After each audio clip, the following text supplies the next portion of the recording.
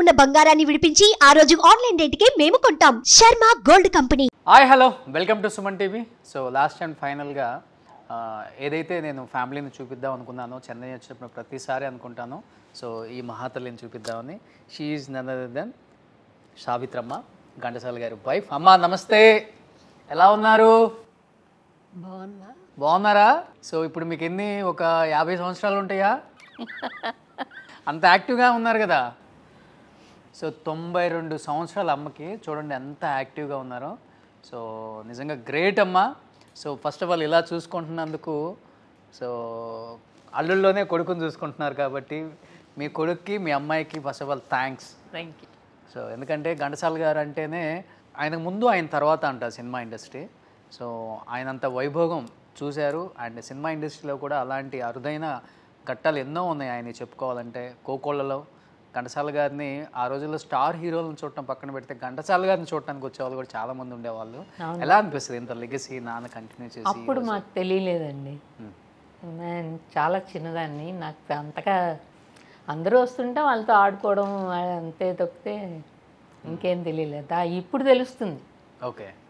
ఇప్పటికీ నాన్నగారి పేరు చెప్తే లేచి నుంచి దండం పెడతారు. అదేంటో మాకు ఎలా చెప్పాలి దాన్ని తెలియదు. సో శాంతి గారు ఘంటసాల గారి చిన్న పాప, అండ్ సుగుణ గారు ఘంటసాల గారి రెండో పాప. సో సో మీరేం చెప్తారు నాన్నగారి గురించి? యాక్చువల్లీ నేను ఒక్కరినే పెళ్ళయ్యాక ఆంధ్రాకి వెళ్ళింది దాన్ని అనమాట. అక్కడికి వెళ్ళాక ఘంటసాల గారి అమ్మాయి అని అంటుంటే అప్పుడు నాకు అర్థమైంది యాక్చువల్లీ నాన్నగారి యొక్క సో పాపులర్. ఇంట్లో నాన్నగారే కదా. అక్కడికి వెళ్ళాక ఇంకా తెలిసింది. ఓకే. జనాల్లోకి వెళ్ళాక ఆయన గొప్పతనం వాళ్ళందరూ ప్రైజ్ చేస్తుంటే నాగేశ్వరరావు గారు, నారాయణ రెడ్డి గారు వాళ్ళు అందరూ ఉండేవాళ్ళు కదా. వాళ్ళందరితో కూడా నేను టచ్లో ఉండేదాన్ని. వాళ్ళందరూ వాళ్ళ అన్నీ చెప్పేవాళ్ళు. నాగేశ్వరరావు గారు ఎక్కువ చెప్పేవాళ్ళు నాన్నగారి గురించి. వాళ్ళిద్దరి యొక్క స్నేహము అవన్నీ చెప్తుంటే ఎంత గొప్ప వాళ్ళో నాన్నగారు. టైం ఉంటుందమ్మా నాన్నగారికి చిన్నప్పుడు స్పెండ్ చేయడానికి మీతో? నేనైతే నాన్నగారు వచ్చే వరకు పడుకునేదాన్ని కాదుట. నాన్నగారు తిట్టేవాళ్ళు పాపం మా అమ్మని, నువ్వే పడుకోబెట్టట్లేదు అని. నాన్నగారి పాటలు పండగలు ఏమన్నా వస్తే నాన్నగారితో అందరం కలిసి కూర్చొని, వినాయక చవితి వస్తే అందరూ కలిసి సంగీతం పాడడం అవన్నీ ఉండేవి. రోజు మార్నింగ్ అంతా నాన్నగారు మాతోనే కదా ఉంటారు. అమ్మ అంత బిజీగా ఉంటారు కదా, ఆయన అసలుకి టైం ఇచ్చేవాళ్ళమ్మా మీకు? అన్నం తినేటప్పుడు మాత్రమే. ఎంత కష్టపడి పనిచేసేవాళ్ళు? ఒక్క మాట మీ మాటలో చెప్పండి.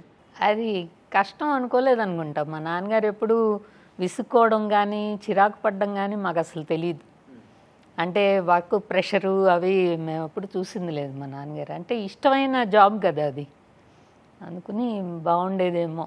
నాకు అసలు కొన్ని పాటలు రికార్డింగ్ అయ్యి వచ్చాక మాత్రం కాళ్ళు కొట్టమని అడిగేవాళ్ళు, కొత్త పట్టమనేవాళ్ళు.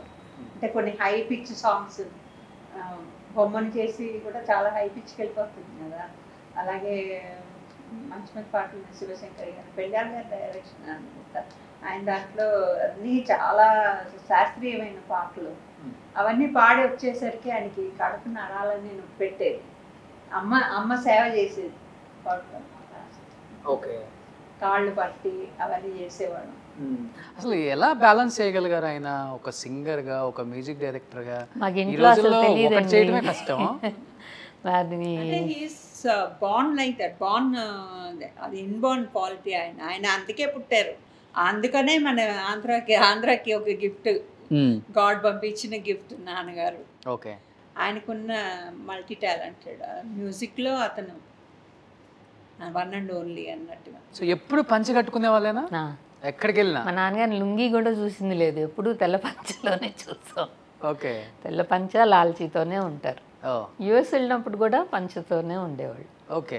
పంచ కట్టు కట్టుకుంటారు కదా ఆంధ్ర వాళ్ళు, ఆ కట్టులోనే ఉండేవాళ్ళు. యుఎస్లో పెర్ఫార్మెన్సెస్ ఇవ్వడం అన్నది స్టార్ట్ చేసింది నాన్నగారే ఫస్ట్. ఇప్పుడు అందరూ వెళ్తున్నారు కదా షోస్ చేయడానికి. ఆ రోజుల్లో నాన్నగారే ఫస్ట్ అని నాకు తెలిసినంత వరకు. ఓకే. ఫస్ట్ యూరోప్ వెళ్ళారు, యుఎస్ వెళ్ళారు, అన్ని చోట్ల చేసి అక్కడ కూడా ఆ దేశస్తులు కూడా నాన్నగారి ఫ్యాన్స్ అయ్యారు. ఆయన చూడడానికి జర్మనీ నుంచి ఒక అతను వచ్చేవాడు. అలాగా. సో సావిత్రమ్మ, ఘంటసాల గారికి బాగా నచ్చిన హీరో ఎవరు అప్పుడు? నాగేశ్వరరావు. ఓకే. రూమ్మేట్స్ కదా. రూమ్మేట్స్ ఓ, ఇద్దరు రూమ్మేట్సా? ఓకే. యాక్చువల్గా తర్వాత సన్నిహితత్వం అయితే రామారావు గారి దగ్గర ఎక్కువ ఉండేది. వీళ్ళు ఇల్లు కట్టుకోవడానికి కూడా ఆయన డబ్బులు సహాయం చేశాడు. అలాగే తుఫాన్ వచ్చినప్పుడు కూడా వాళ్ళిద్దరూ వెళ్ళి నువ్వు పాటలు పాడవయ్యా, నేను జోలు కట్టుకుని డబ్బులు కలెక్ట్ చేస్తానని ఇద్దరు కలిసి వెళ్ళి కలెక్ట్ చేశారు. ఓ, అప్పుడు అలాగే వాళ్ళిద్దరికి సోషల్ కాసెస్లో ఎక్కువ ఇద్దరు కలిసి పనిచేసి షింక్ అయిపోయారు అక్కడ. నాగేశ్వరరావు గారు ఏంటంటే ఆయన అంటే ఈయనకి అభిమానం, ఇద్దరు కలిసి కదా ఉన్నారు. ఈయనేమో యాక్టర్ అవుదామని వచ్చాడు, ఆయనేమో పాడదామని వచ్చాడు, రివర్స్ అయింది. బట్ వచ్చినప్పుడు స్ట్రగుల్స్ అయినా దానికి, లేకపోతే మంచిగా ఆఫర్స్ వచ్చినాయా, లేకపోతే షేర్ స్ట్రగుల్ లేకపోతే ఏముంది అందులో, సినీ ఫీల్డ్ లో నిలదొక్కుకోవడం అంటే చాలా కష్టం కదా. నిలబడతారు. ఓకే. కానీ ఆ స్ట్రగుల్ ఏది మాకు తెలియదు, అంటే మేము అందరం పుట్టేసరికి నాన్నగారు ఒక లెవెల్లో ఉన్నారు. సో మాకు అంత స్ట్రగుల్ అవ్వడం అంతా మాకు అస్సలు తెలియదు. ఓకే. 44లో అమ్మతో పెళ్ళి అయింది నాన్నగారికి, నా అమ్మకి పెళ్ళి 44లో పెద్ద పులివరు అనే గ్రామం అమ్మది. అక్కడ పెళ్ళి అయింది. అదే ఊర్లోనే సముద్రాల, సీనియర్ సముద్రాల గారు కూడా ఆ ఊరే. అప్పుడు ఇలాగ వాళ్ళ అల్లుడు పాడతాట అంటే ఒకసారి నేను వింటాను అంటే మా మామయ్య తీసుకుని వెళ్ళారు ఆయన దగ్గరికి. విన్నాక నువ్వు మెడ్రాస్ రా, నువ్వు వస్తే అక్కడ చలనచిత్ర సీమంతా అక్కడ ఉంది, అక్కడికి వస్తే నువ్వు దాంట్లో నీకు ఛాన్సెస్ వస్తాయంటే అప్పుడు వెళ్ళారు. ఇక్కడికి వచ్చి మెడ్రాస్ వచ్చి ఇంకా ఇక్కడ రాగానే నీకు ఇల్లు వాకిలి ఎక్కడి నుంచి వస్తుంది, ఫస్ట్ కొన్ని రోజులు కష్టపడాల్సిందే కదా. అలాగే కొంచెం ఎక్కువ సంవత్సరాలు కాదు, ఆయనకున్న టాలెంట్కి తొందరగానే ఆయన నిలదొక్కు. సో ఎలా ఉంటారు సావిత్రమ్మ? చాలా కోపంగా ఉంటారా, చాలా నిదానస్తుడా ఘంటసాల గారు? ఎప్పుడు కోపం లేదు. మీరు కోప్పడుతుంటారా ఆయన మీద? సో మంచి వ్యక్తి. మీకు నాన్నగారిలో నచ్చిన మంచి క్వాలిటీ అంటే నవ్వుతూ ఉంటారండి ఎప్పుడు. పాడడం అలా ఎవరిని చూడలేదు. అంటే అన్ని పాటలు అన్ని సినిమాలు చేసిన వ్యక్తి ఎక్కడో చోట టెక్నీషియన్స్ కొంచెం తప్పు చేసినా కానీ కోప్పడతాం. లేదు, అలాంటి ఇది లేదు అసలు. ఇక్కడ సైలెంట్గా అయిపోతారు. ఏదైనా కొంచెం ఎవరైనా సరిగా వాయించుకుంటా సరే అయితే కామ్ అయిపోతారు. వాళ్ళే అర్థం చేసుకుని మళ్ళీ సరిదిస్తారు. బేసిక్గా కష్టాలు తెలిసిన వ్యక్తి పక్కన వాళ్ళ కష్టాలను తన కష్టాలు ఫీల్ అయ్యారు. ఓకే. అందుకని ఎవరు కష్టపడుతున్నా ఆయనకి తెలుసు ఎందువల్ల అది వచ్చిందని కూడా ఆయన ఊహించలేదు. అందుకని ఎవరిని పరుషంగా మాట్లాడైతే నాకు చాలా మంది తెలుసు మ్యూజిషియన్స్లో కూడా ఎవ్వరు ఆయన గురించి ఆ మాట చాలా ఎన్నిసార్లు అయినా చేస్తారు. సూపర్. అందరూ మాస్టర్ అనే పిలిచేవాళ్ళు. కష్ట సుఖాలు షేర్ చేసుకుంటారమ్మా ఫ్యామిలీతో ఎక్కువ, లేకపోతే ఆయనే ఏదున్నా కానీ ఆయనే బేర్ చేస్తూ ఆయనే కష్టపడుతూ ఏదైతే అదైందిలే? మా నాన్నగారు ఇద్దరు, వాళ్ళిద్దరు చాలా అన్యోన్యంగా ఉండేవాళ్ళు. ఆయనకి అమ్మే ఫ్రెండ్ నాన్నగారికి, అన్ని అమ్మతోనే చెప్పుకుంటారు. వాళ్ళ ఫ్యామిలీ ఇంత బాగుందంటే దానికి కారణం మా అమ్మ. ఓకే. ఆయన సంపాదించాడు, తెచ్చిపెట్టాడు, అన్ని పేరు ప్రతిష్ట అన్ని ఆయన వల్ల వస్తే మొత్తం ఫ్యామిలీ వాళ్ళ అమ్మ వల్ల. సూపర్. అమ్మ లేకపోతే ఫ్యామిలీ లేదు. అందుకనే మీరు అంత బాగా చూసుకుంటున్నారు. అత్త అంటారా, అమ్మే అంటారా? మా చిన్నప్పటి నుంచి అమ్మే. సో మీది లవ్ మ్యారేజే? అలాంటిదే, ఇంచుమించు అలాంటిదే. సో మీది లవ్ మ్యారేజా? అవునండి. పెద్దక్కది? ఆవిడది మాత్రం అరేంజ్డ్ మ్యారేజ్. సో ఇద్దరు అబ్బాయిలది? అది అరేంజ్డ్ మ్యారేజే. అప్పుడే ఆయనకి కష్టం, అయ్యో అమ్మ కష్టపడుతోందని. మేము ఇద్దరం లాస్ట్ కదా, నాకన్నా ముందు అది. సో వాళ్ళ ముగ్గురు కష్టపడింది కదా అని మేమేం చూసుకున్నాం. నాన్న అంత బాగా పాడతారు కదా, నాన్నది ఎవరికి వచ్చింది ఆ గొంతు? ఎవరికి రాలేదండి. నేను చాలా బాగా మా పెద్దన్నయ్య మ్యూజిక్ విద్వాన్ చేశాడు. ఓకే. అతను మ్యూజిక్ నేర్చుకున్నాడు, అతను హార్మోనియం కూడా చాలా బాగా వాయించాడు. అన్ని ఇన్స్ట్రుమెంట్స్ వాయిస్తాడు పెద్దన్నయ్య, మొత్తం అన్ని వాయిస్తాడు. మా పెద్దబాబు మ్యూజిక్ డైరెక్షన్ లో ఘంటసాల గారు పాడారు. ఓకే. అది తెలీదా మీకు? వస్తాడే మా బావ నుంచి అందులో పాట ఉంది. మా పెద్దన్నయ్య మ్యూజిక్ డైరెక్షన్ లో చాలా బాగుంటుంది. శాంతి గారు ఒక 2 మంచి పాట, ఒకటి 2 లైన్స్. వాగు ఓ కొండ వాగు కాస్త ఆగు నీ నాళ్ళకెన్నాళ్ళకే ఆ పాట నాన్నగారు సుశీల గారు పాడారు. ఓకే. నా పెద్దన్నయ్య మ్యూజిక్ డైరెక్షన్లో. అసలు మీ వారు మీకన్నా ఎంత బాగా పాడారో తెలుసా? ఇంటర్వ్యూ రిలీజ్ అయ్యాక చూస్తారు మీరు. మీకైతే 50 మార్క్స్ వేయచ్చు, ఆయనకైతే 95 వేయచ్చు. లిరిక్స్ రావు, లిరిక్స్ ఇచ్చారంటే దుల్ల కొట్టేస్తుంది. అవునా? టాలెంట్ దొక్కేస్తున్నారు సార్ మీరు. నేనేం దొక్కలేదు, ఆవిడ ఇష్టం లేదు.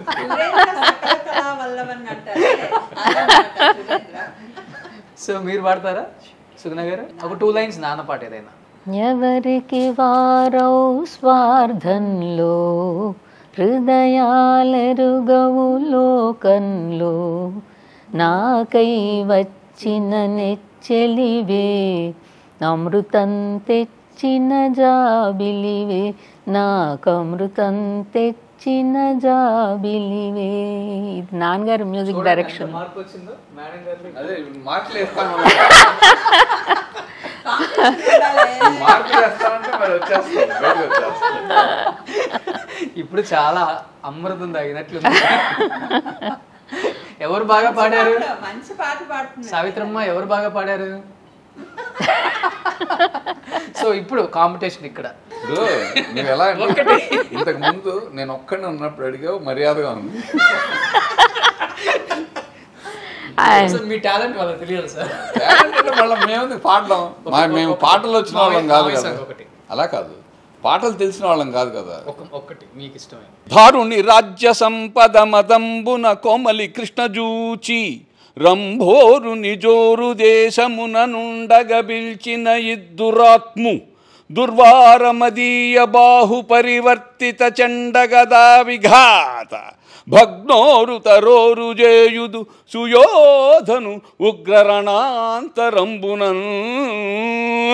ఈ ప్రతిజ్ఞ చెల్లించకపోతే నేను పితృపితామహుల గతికి తప్పిన వాడనవుతాను. Wow, super. ఇంత టాలెంట్ లో ఉన్నారు. కరెక్టే కదా, సకల కళా వల్లభన్. సూపర్. నిజంగా ఇంత టాలెంట్ ఉండుకొని ఇండస్ట్రీకి ఎవరు రాలేదేంటి మీరు? మీకు చెప్పాలి, మా బెస్ట్ ఫ్రెండ్ ఎవరంటే అల్లు రామలింగ గారు రెండో అబ్బాయి. లేడు, చనిపోయాడు. మాకు బన్నీని చూస్తే వాడే జ్ఞాపకం వస్తాడు. వాడు ఎలా ఉండేవాడో ఇప్పుడు బన్నీ అలాగే ఉన్నాడు. ఓకే. అంత బ్యూటిఫుల్ ఎనర్జీ ఉండేది. వాడు స్టార్ అవుతాడు అనుకున్నాం. అమ్మ ఎవరు బాగా పాడారు ముగ్గురులో? సురేంద్ర బాగా పాడాడు కదా. ఎందుకమ్మా వద్దులేండి, మన చంపుని ఏం చెప్పాలి. లాస్ట్ అండ్ ఫైనల్గా ఏం చెప్పాలనుకుంటున్నారు? ఇంత ప్రేమ ఆప్యాయతలు ఇచ్చిన తెలుగు ఆడియన్స్ ఇప్పటికీ ఘంటసాల గారిని మర్చిపోలేరు. ఘంటసాల గారిని ఇంక ఇప్పుడు కాదు, ఇంకెప్పటికీ మర్చిపోలేరు. ఎన్ని తరాలు మారినా కానీ ఆయన పేరు సువర్ణ అక్షరాలతో అలా రాసుకోవచ్చు. తెలుగు సినిమా అంటే తెలుగు సినిమానే కాదు, ఆ రోజుల్లో అన్ని ఇండస్ట్రీలు ఇక్కడే కాబట్టి అసలు సినిమా ఇండస్ట్రీ అంటేనే ఫస్ట్ ఆయన పేరు ఎవరైనా కానీ ప్రస్తావించిందే ముందుకెళ్ళలేరు. సో ఏం చెప్పాలనుకుంటున్నారు తెలుగు ఆడియన్స్కి యాజ్ ఏ డాటర్గా మీరు? ఆడియన్స్కి ఇప్పటికీ గుర్తుపెట్టుకుని ఉన్నారండి. ఫీల్డే మర్చిపోయింది కానీ మాకు జనాలు మాత్రం చాలా గుర్తుపెట్టుకున్నారు. అది వాళ్ళకి రుణపడి ఉంటున్నాం అంతే. సుగుణ గారు? ఏముందండి, వాళ్ళు పంచే ప్రేమ ఇప్పటికి కూడా ఎక్కడెక్కడ వాళ్ళో వస్తారు. ఈవెన్ ఇవాళ కూడా ఒక ఆయన ఎవరో ఫ్యాన్స్ అట రెహమాన్ గారి దగ్గర పనిచేస్తారట. వాళ్ళు మా ఇంటికి వస్తామని చెప్పి ఫోన్ చేశారు. అంటే ఈ రోజుకి కూడా ఆ ఇంపార్టెన్స్ ఉంది, ఆ ఎఫెక్షన్ ఉంది. దానికి మేము నిజంగా ధన్యవాదాలు చెప్పుకోవాలి. మొత్తం వాళ్ళు ఏంటంటే వాళ్ళ మనిషిగా భావించారు నాన్నగారిని. మమ్మల్ని అందరినీ కూడా వాళ్ళ చెల్లెళ్ళలాగాను వాళ్ళ ఫ్యామిలీ మెంబర్స్గా ఫీల్ అయ్యి మమ్మల్ని చూడడానికి వస్తారు. Super, great. నిజంగా మీ అందరికీ నేను థ్యాంక్స్ చెప్పాలి. అమ్మని చూసే భాగ్యం మాకు కలిగించారు, మా ఆడియన్స్కి కలిగించారు. సో ఒక ఫ్యామిలీ లాగా అందరితో కలిసిపోతున్నారు మీరైతే. సో నిజంగా గ్రేట్ ఇది ఉండటం. అంటే అంత హైట్స్ చూసినా కానీ ఇలానే ఉండాలి లైఫ్ అంటే. ఇంతకు మించి లైఫ్ లేదు అనేది కొంతమందిని, కొన్ని ఫ్యామిలీస్ని, కొంతమంది వ్యక్తుల్ని కలిసినప్పుడు నిజంగా తెలుస్తుంది. అది మిమ్మల్ని కలిసినప్పుడు నాకు పూర్తిగా అర్థమైపోయింది. ముఖ్యంగా నాకు నచ్చిన వ్యక్తి సురేంద్ర గారు అనమాట. సో నిజంగా thank you sir, thank you so much అమ్మా. థ్యాంక్ యూ సో మచ్ అమ్మా. Thank you thank you thank you thank you so much. నాకు ఈ అవకాశం ఇచ్చినందుకు సుమన్ టీవీకి థ్యాంక్స్. సుమన్ టీవీలో మీ పర్సనల్ అండ్ బిజినెస్ ప్రమోషన్స్ కోసం కింది నెంబర్కి కాంటాక్ట్ చేయండి.